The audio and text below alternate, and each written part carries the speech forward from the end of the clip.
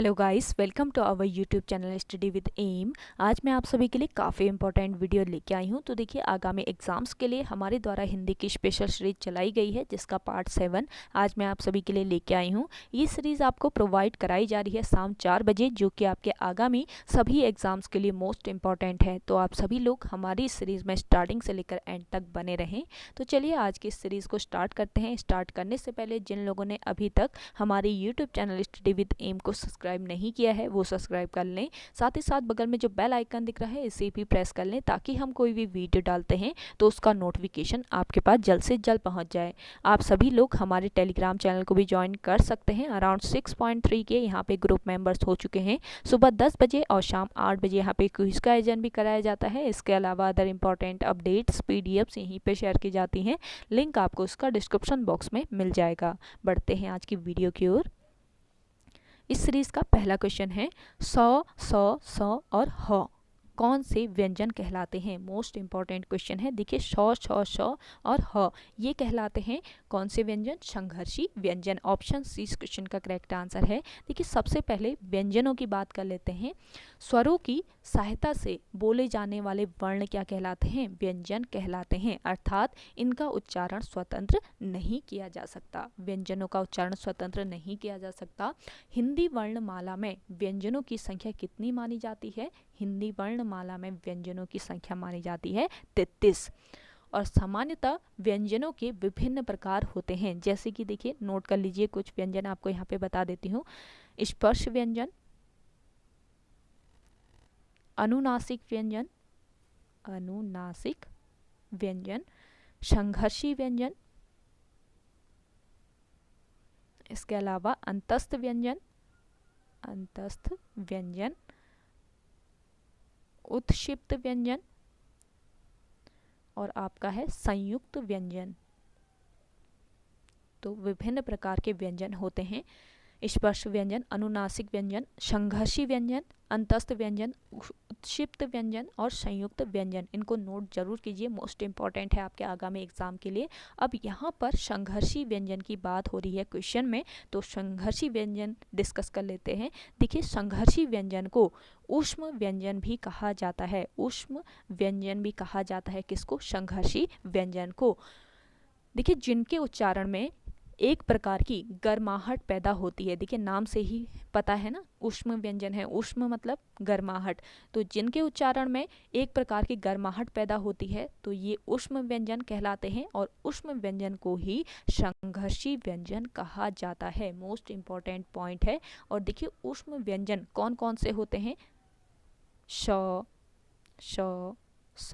और ह, ये होते हैं आपके ऊष्म या संघर्षी व्यंजन। अब देखिएगा, जो श है आपका, ये वाला श, तो ये किस वर्ग में आता है? ये आपके आता है, ये वाला श तालव्य वर्ग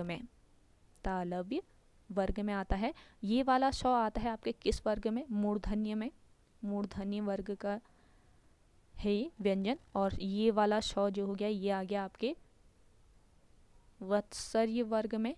और ह जो है, ये आता है किस वर्ग में? ये आता है आपके स्वर मंत्र वर्ग में। तो इनके वर्ग भी आप जरूर ध्यान रखिएगा। तालव्य यानी जो तालु के द्वारा जिसका उच्चारण किया जाता है, मूर्धन्य मतलब मूर्धा द्वारा जिसका उच्चारण होता है, और वत्सर्य मतलब जिसका उच्चारण कहाँ से होता है? दंत मूल से होता है। और स्वर मंत्र का मतलब जिसका उच्चारण कंठ के अंदर से होता है। तो ये चीज़ें आपको ध्यान में रखना है। तो संघर्षी व्यंजन कौन से होते हैं? जिनके उच्चारण में एक प्रकार की गर्माहट पैदा होती है, और इनको ऊष्मा व्यंजन भी कहा जाता है। ऊष्म व्यंजन भी इन्हीं को ही कहा जाते हैं। तो आपके श और ह हो जाएंगे संघर्षी व्यंजन। ऑप्शन सी बिल्कुल करेक्ट आंसर है इस क्वेश्चन का। अगला देखिए, हिंदी वर्णमाला में अयोग व वर्ण कौन से हैं? तो देखिए, मोस्ट इंपॉर्टेंट क्वेश्चन है। हिंदी वर्णमाला में अयोग व वर्ण कौन से हैं? अंग और अह। ऑप्शन डी इस क्वेश्चन का करेक्ट आंसर है। देखिए, भाषा की सबसे छोटी इकाई वर्ण या ध्वनि कहलाती है। भाषा की सबसे छोटी इकाई क्या कहलाती है? वर्ण या ध्वनि कहलाती है। अयोगवाह के अनुसार अंग एवं विसर्ग अह। अयोगवाह के अनुसार अंग एवं विसर्ग अह को स्वरों के साथ रखा जाता है। अयोगवाह स्वर अंग अह। उच्चारण की दृष्टि से अयोगवाह स्वर कौन कौन से हैं? तो अयोगवाह स्वर अंग अह। उच्चारण की दृष्टि से तो ये व्यंजन और लेखन की दृष्टि से स्वर होते हैं, ये ध्यान रखेंगे। जो आपके अयोगवाह होते हैं ये उच्चारण की दृष्टि से तो और लेखन की दृष्टि से स्वर होते हैं। मोस्ट इंपॉर्टेंट पॉइंट है। और अयोगवाह का प्रयोग किसके रूप में किया जाता है? विसर्ग के रूप में किया जाता है। ये पॉइंट ध्यान में रखिए, नोट कर लीजिए। अयोगवाह का प्रयोग विसर्ग के रूप में ही किया जाता है। अगला देखिएगा, व्रत धातु में नुमूल प्रत्यय लगने पर शब्द रूप क्या होगा? मोस्ट इंपॉर्टेंट क्वेश्चन है, इस क्वेश्चन को ध्यान से जरूर समझिएगा। देखिए, व्रत धातु में नुमूल प्रत्यय लगने पर शब्द का रूप क्या हो जाएगा? इसका करेक्ट आंसर कर लीजिए पहले। व्रंत है, ऑप्शन ए बिल्कुल करेक्ट आंसर है। अब इसको समझिए, क्वेश्चन को समझिए। अब देखिए, सबसे पहले बात करते हैं प्रत्यय की। तो प्रत्यय का संधि विच्छेद क्या हो जाएगा? प्रति धन ऐ। प्रत्यय का संधि विच्छेद होता है प्रति धन ऐ, जिसका अर्थ है क्या? पीछे चलना। प्रत्यय का अर्थ होता है पीछे चलना। प्रत्यय वे शब्दांश होते हैं जो शब्दों के अंत में जोड़कर उनके अर्थ में परिवर्तन व विशेषता लाते हैं। और प्रत्ययों का अपना अर्थ कुछ भी नहीं होता है, लेकिन ये विशेषता लाते हैं शब्दों के अंत में जुड़कर, ये ध्यान रखेंगे। और प्रत्यय के कितने भेद होते हैं? 2 भेद होते हैं प्रत्ययों के। कौन कौन से प्रत्यय? एक होता है आपका कृत प्रत्यय, दूसरा होता है आपका तद्धित प्रत्यय। 2 प्रकार के भेद हैं प्रत्यय के, कृत प्रत्यय और तद्धित प्रत्यय। अब देखिए, यहाँ पे क्वेश्चन में आपका नुमूल प्रत्यय दिया है। अगर हम किसी भी धातु में नुमूल प्रत्यय लगाते हैं तो क्या होता है? नुमूल प्रत्यय का क्या होता है? केवल अम शेष रहता है। नुमूल प्रत्यय का केवल अम शेष रहता है, ये ध्यान रखेंगे। नुमूल प्रत्यय क्या होते हैं? एक क्रिया को बार बार करके दूसरी क्रिया हो तो नुमूल प्रत्यय लगता है, यानी कि अम लगता है। अब देखिएगा, अगर हम कत्वा प्रत्यय का प्रयोग करते हैं, किसी भी धातु में अगर हम कत्वा प्रत्यय का प्रयोग करते हैं तो इसमें त्वा शेष रहता है, त्वा शेष रहता है, और इसमें क का क्या हो जाता है? विलोप हो जाता है। और अगर हम ल्यप प्रत्यय लगाते हैं, किसी भी धातु में ल्यप प्रत्यय का हम प्रयोग करते हैं तो क्या हो जाता है? ल्यप का केवल य शेष रहता है और बाकी जो ल्य है, ल अदा ल है और प है, इसका क्या हो जाएगा? विलोप हो जाता है। और इसी तरह अगर हम णमूल प्रत्यय लगाते हैं, णमूल प्रत्यय लगाते हैं तो क्या होता है? किसी भी धातु में अगर हम णमूल प्रत्यय प्रयोग करते हैं तो इसका केवल क्या शेष रहता है? अम शेष रहता है। णमूल प्रत्यय का केवल अम शेष रहता है। ये पॉइंट इंपॉर्टेंट है, ध्यान में रखने लायक है, तो इसको नोट कर लीजिए। नुमूल प्रत्यय का केवल अम शेष रहता है। अब देखिए, यहाँ पर आपको व्रत दिया है। कौन सी धातु? व्रत धातु यहाँ पे दी है।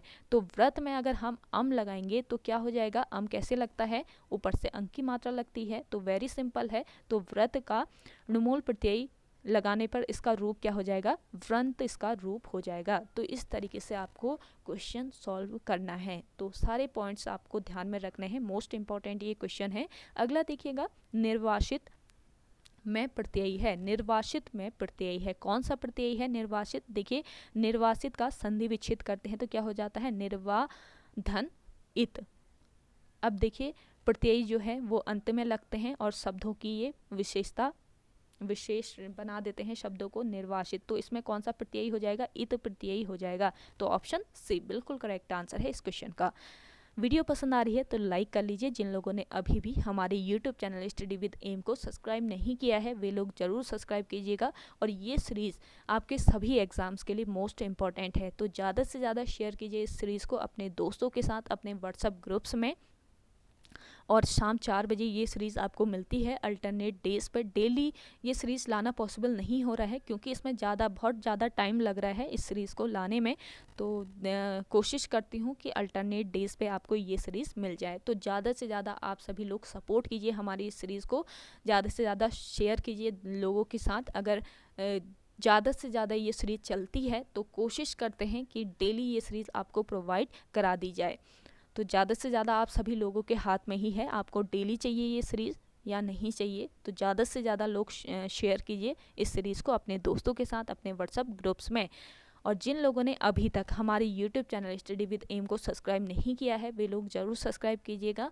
और आज से हमारे YouTube channel study with M पर अपर पीसीएस की भी क्लासेस स्टार्ट हो चुकी हैं। सुबह 10 बजे आपको क्लास प्रोवाइड कराई गई थी आज, तो आप क्लास को भी ज़रूर ज्वाइन कीजिएगा। अपर पीसीएस 3 अप्रैल को आपका एग्ज़ाम होने वाला है अपर पीसीएस का, तो उसके लिए मोस्ट इम्पॉर्टेंट है सीरीज़ सुबह 10 बजे वाली। तो चलिए बढ़ते हैं नेक्स्ट क्वेश्चन की ओर। नेक्स्ट क्वेश्चन है आपका, आचार का विलोम शब्द क्या है? आचार का विलोम शब्द होता है क्या? दुराचार। ऑप्शन सी बिल्कुल राइट आंसर है। अगला देखिएगा, अगर किसी भी क्वेश्चन में आपको डाउट होता है तो आप कमेंट सेक्शन में कमेंट कर सकते हैं, आपका डाउट क्लियर करा दिया जाएगा। नेक्स्ट क्वेश्चन है आपका, सारंग का पर्यायवाची है। तो सारंग का क्या कौन सा पर्यायवाची है, ये आप कमेंट सेक्शन में कमेंट करेंगे। आज का ये क्वेश्चन रहा आपका, सारंग का पर्यायवाची कौन सा है। अगला देखिए, ईश्वर रेच्छा में कौन सी संधि है? आपको बताना है कि ईश्वर रेच्छा में कौन सी संधि है। देखिएगा, ईश्वर रेच्छा में कौन सी संधि है? गुण संधि है। ऑप्शन बी बिल्कुल करेक्ट आंसर है। पहले भी आपको गुण संधि आपको बताई थी मैंने लास्ट सीरीज में। जिन लोगों ने फॉलो किया है उनको पता होगा कि गुण संधि क्या होती है। फिर भी यहाँ पे थोड़ा सा डिस्कस कर लेते हैं कि गुण संधि, जो लोग नए हैं उनको समझ में आ जाएगा गुण संधि क्या होती है। देखिए, यदि अ और आ के बाद, यदि अ और आ के बाद ई या ई, छोटी ई या बड़ी ई, ऊ या छोटा ऊ या बड़ा ऊ, और री, यदि अ और आ के बाद ई या ई, ऊ या ऊ और री स्वर आए तो दोनों के मिलने से क्रमशः ए, ओ और अर हो जाते हैं। इन दोनों के मिलने से क्या हो जाता है? ए हो जाता है, ओ हो जाता है और अर हो जाते हैं। तो अतः अ, ए, ओ वर्णों को क्या कहा जाता है? गुण वर्ण कहा जाता है। ए, ओ, ध्यान दीजिए, ए, अ, ए और ओ वर्णों को क्या कहा जाता है? गुण वर्ण कहा जाता है। जिनमें अ, ए, ओ वर्ण आएंगे ना, वो आपकी गुण संधि होगी, ये ध्यान रखेंगे। अब देखिए, यहाँ पे आपको ईश्वर रेच्छा दिया है, ईश्वर रेच्छा। अब इसका अगर हम संधि विच्छेद करते हैं ईश्वर रेच्छा का, तो क्या हो जाएगा? ईश्वर धन इच्छा, यही होगा ना इसका संधि विच्छेद, ईश्वर धन इच्छा। अब देखिए, ईश्वर देखिए, ईश्वर र, लास्ट में उच्चारण किसका आ रहा है? किस स्वर का? अ का उच्चारण आ रहा है, तो यहाँ पे आ गया आपका अ, और यहाँ पे कौन सा स्वर है? ये है आपका ई। तो अ और ई मिलकर क्या बनता है? ए बनता है। ये आपको मैंने बताया ना, तो ये गुण संधि होती है। ए और ई मिलकर क्या हो जाता है? ए हो जाता है। तो यहाँ पर देखिए, ईश्वर अ और ई बन के क्या हो जाएगा? ए बन गया। तो यहाँ पर ईश्वर रेच्छा हो गया। तो बहुत सिंपल है, आपको ध्यान रखना होता है बस कुछ पॉइंट्स का, वो आपको ध्यान रखिएगा। आइंदा आपसे कोई भी आपको शब्द दे दिया जाए तो आप उसका गुण संधि निकाल सकते हैं, कैसे होती है उसमें गुण संधि या कोई और संधि होती है, तो हम नेक्स्ट उसमें डिस्कस करेंगे। अगला देखिएगा, यहाँ पर विपन्न का विलोम शब्द है। देखिए, विपन्न का विलोम शब्द क्या होता है? विपन्न का विलोम शब्द हो जाएगा संपन्न। ऑप्शन ए बिल्कुल करेक्ट आंसर है इस क्वेश्चन का। नेक्स्ट देखिए, निम्न में से असंगत यानी बेमेल शब्द का चयन करना है। बेमेल और असंगत शब्द कौन सा है इसमें से? देखिए, लेखक, पाठक और प्रकाशक, ये तो सेम लग रहे ना, सिमिलैरिटी है इन शब्दों में, लेकिन जो संवाददाता है ये बिल्कुल डिफरेंट है। तो बेमेल या असंगत शब्द हो जाएगा आपका संवाददाता, यानी ऑप्शन सी बिल्कुल करेक्ट आंसर है इस क्वेश्चन का। अगला देखिए, निम्न में से असंगत यानी बेमेल शब्द का चयन करना है। इसमें भी देखिए, शारीरिक, दैहिक और मानसिक, इनमें तो सिमिलैरिटी है ना, शारीरिक है, दैहिक है या मानसिक है, ये बॉडी से रिलेटेड है, और आधी जो है ये थोड़ा सा डिफरेंट है। तो ऑप्शन डी इस क्वेश्चन का करेक्ट आंसर है। अगला देखिएगा, शुद्ध शब्द का चयन करना है। तो ये तो काफ़ी इजी क्वेश्चन है, लास्ट वीडियो में भी इसका आंसर बताया था मैंने। अन्वेषण, शुद्ध अन्वेषण कैसे लिखा जाता है? इस तरीके से। ऑप्शन ए बिल्कुल राइट आंसर है। शुद्ध वाक्य या शुद्ध शब्द पूछे जाते हैं वो तो आप कर ही लेंगे ना, इसमें तो समझाने की जरूरत है नहीं। अगला देखिए शुद्ध वर्तनी शब्द का चयन करना है। शुद्ध वर्तनी शब्द, देखिए वर्तनी मैंने समझाई थी आपको वर्तनी क्या होती है, तो शुद्ध वर्तनी शब्द का चयन करना है यहाँ पे। तो इसका राइट आंसर क्या हो जाएगा, त्रिदोष। ऑप्शन सी बिल्कुल राइट आंसर है। वर्तनी में क्या होता है, जैसे ही उच्चारण होता है वैसे ही लिखा जाता है, तो ये पॉइंट आपको ध्यान में रखना है। जैसे ही हम उच्चारण करेंगे वैसे ही शब्दों को लिखते हैं, ये मेन पॉइंट होता है वर्तनी का। अगला देखिए निम्न वाक्य में अशुद्ध भाग का चयन कीजिए।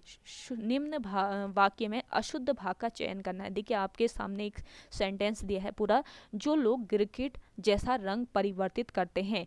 आप चाहते हैं कि मैं उन पर भरोसा करके धोखा खाऊं, या इनमें कोई त्रुटि नहीं है, तो आपका कौन सा करेक्ट हो जाएगा, अशुद्ध भाग कौन सा है, जो लोग गिरगिट जैसा रंग परिवर्तित करते हैं। ऑप्शन ए इस क्वेश्चन का अशुद्ध भाग है, तो ऑप्शन ए बिल्कुल राइट आंसर है। अगला देखिए निम्न वाक्य में अशुद्ध भाग का चयन करना है, तो अशुद्ध भाग कौन सा है, आप सभी को पता है, विद्यार्थियों ने प्राचार्य को एक गेंदे की माला पहनाई, तो इसमें अशुद्ध भाग कौन सा हो जाएगा। देखिए गेंदे की माला थोड़ा ना पहनाई जाती है, किसी भी कोई भी फूल की माला होती है तो उसके लिए हम एक फूल यूज करते हैं ना। अब देखिए हम अगर गुलाब की माला पहना रहे हैं किसी को, तो हमने उसको गुलाब की माला पहनाई, ऐसा तो नहीं कहा जाता। हम नॉर्मली किसी भी फूल के लिए एक फूल शब्द ले लेते हैं, तो एक फूल की माला पहनाई, तो यहाँ पे इनकरेक्ट हो गया आपका ऑप्शन सी में।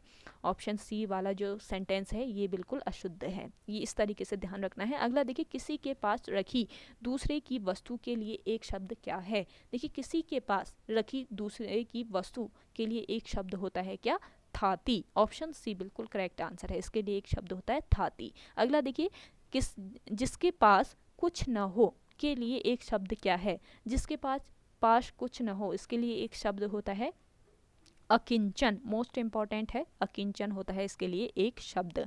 वीडियो को ज़्यादा से ज़्यादा शेयर कीजिए अपने दोस्तों के साथ, अपने व्हाट्सएप ग्रुप्स में, और आप सभी लोगों को सपोर्ट करना है ज़्यादा से ज़्यादा लोगों तक पहुंचाने में इस सीरीज़ को। अगला देखिए कच्चे घड़े में पानी भरना मुहावरे का अर्थ है। कच्चे घड़ी में पानी भरना, इस मुहावरे का अर्थ क्या हो जाएगा, इसका अर्थ होता है ठीक ढंग से काम न करना। कच्चे घड़े में पानी भरने का मुहावरे का अर्थ है ठीक ढंग से काम न करना। नेक्स्ट क्वेश्चन देखिएगा,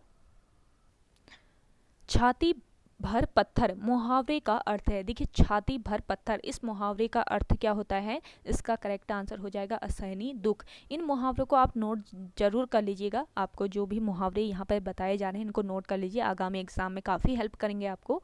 अगला देखिए स्टडी विद एम में जो भी क्वेश्चन आपको बताए जाते हैं वो आयोग द्वारा जरूर पूछे जाते हैं, ये ध्यान रखिए। आपका परसों RO का जो पेपर हुआ था उसमें आप देख सकते हैं उत्तराखंड के जितने भी क्वेश्चन आपको पढ़ाए हैं तो अधिकतर उत्तराखंड के क्वेश्चन पूछे गए हैं। इसके साथ ही जो भी आपको स्टैटिक जीएस के पोर्शन के जो क्वेश्चन कराए थे उसमें भी कुछ क्वेश्चन पूछे गए थे, तो आपको बताया था मैंने कौन कौन से क्वेश्चन पूछे गए थे। तो आप हमारी सीरीज़ को डेली फॉलो किया कीजिए। आपको आज 6:30 बजे वाली उत्तराखंड पुलिस वाली सीरीज़ भी प्रोवाइड कराई जाएगी, इसके साथ ही 8 बजे वाली सीरीज़ भी आप ज़रूर फॉलो कीजिए। जो लोग उत्तराखंड पुलिस की तैयारी करें या अदर उत्तराखंड एग्ज़ाम की तैयारी कर रहे हैं, और अपर PCS वाले भी ज्वाइन कर सकते हैं उत्तराखंड की क्लास को, क्योंकि देखिए 20 से 25 नंबर उत्तराखंड से भी पूछे जाते हैं अपर PCS में, तो आप ज्वाइन जरूर कीजिएगा। अगला देखिए जस दुल्हा तस बनी बारात, लोकोक्ति का अर्थ बताना है। तो देखिए जस दुल्हा तस बनी बारात, इस लोकोक्ति का अर्थ कौन सा हो जाएगा, आप कोशिश कीजिए। क्या होगा, सभी साथी एक जैसे हो, संगठन से ही कार्य सिद्ध होता है, सुंदर वस्तु के साथ सुंदर ही वस्तु का मेल होना, या बढ़ेगा होना। क्या हो जाएगा इसका करेक्ट आंसर, इसका करेक्ट आंसर हो जाएगा सभी साथी एक जैसे। जस दुल्हा तस बनी बारात, जैसा दुल्हा होगा वैसे ही बारात बनेगी ना, तो इसका अर्थ होता है सभी साथी एक ही जैसे, एक जैसा होगा वैसे ही सभी होंगे, तो सभी साथी एक जैसे इसका करेक्ट आंसर है। अगला देखिएगा कांति का पर्यायवाची है। इनमें से कांति का पर्यायवाची क्या होता है, कांति का पर्यायवाची होता है शोभा। ऑप्शन ए बिल्कुल करेक्ट आंसर है इस क्वेश्चन का।